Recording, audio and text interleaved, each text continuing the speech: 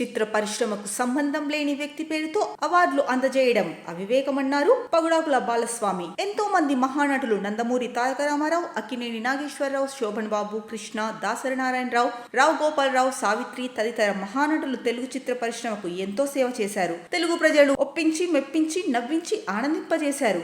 వారి జీవితాన్ని దారపోసి చిత్ర పరిశ్రమకే అంకితం చేశారు. అలాంటి వారి పేరుతో చిత్ర పరిశ్రమను ప్రోత్సహించే విధంగా అవార్డులు అందజేయడం సముచితం. కానీ రాజకీయ లబ్ధి కోసం సంబంధం లేని ఒక వ్యక్తి పేరుతో బలవంతంగా అవార్డులు అందజేస్తామంటే అది నియంతృత్వానికి పరాకాష్ట అన్నారు.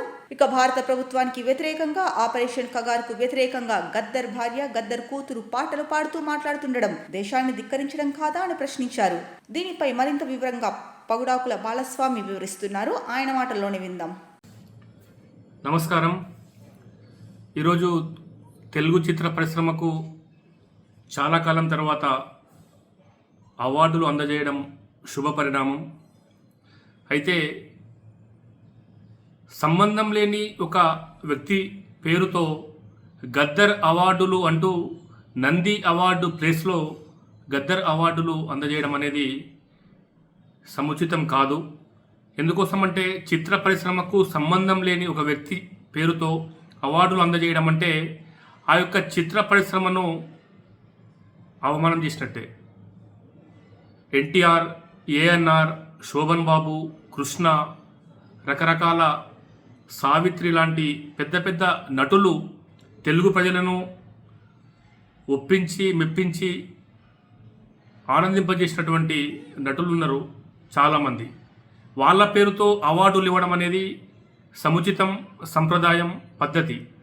కానీ ఎటువంటి సంబంధం లేనటువంటి ఒక వ్యక్తి పేరుతో చిత్ర పరిశ్రమ అంటే తెలియనటువంటి, చిత్ర పరిశ్రమకు సంబంధం లేనటువంటి గద్దర్ను తీసుకువచ్చి గద్దర్ పేరుతో అవార్డులు అందజేయడం అనేది ఏమాత్రం సరికాదు. ఇదే సందర్భంలో గద్దర్ అవార్డులు అందజేస్తున్నామంటే వాటిని అందుకోవడానికి సినీ పరిశ్రమలో ఉన్నటువంటి పెద్దలందరూ కూడా ఏమాత్రం అడ్డంకులు చెప్పకుండా అందుకోవడం అనేది ఏమాత్రం బాగలేదు.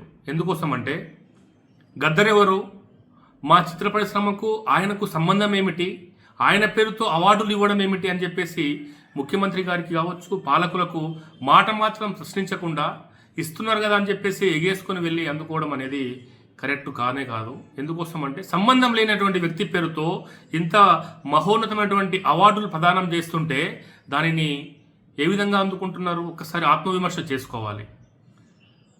ఈరోజు భారత ప్రభుత్వానికి వ్యతిరేకంగా, ఆపరేషన్ కగార్కు వ్యతిరేకంగా గద్దర్ యొక్క భార్య, కూతురు భారత ప్రభుత్వాన్ని, ఆపరేషన్ కగార్ను విమర్శిస్తూ పాటలు పాడుతూ మాటలు మాట్లాడుతున్నటువంటి సందర్భము ఈరోజు రాష్ట్ర ప్రభుత్వానికి వినిపించడం లేదా, కనిపించడం లేదా అని చెప్పేసి తెలుసుకోవాలి.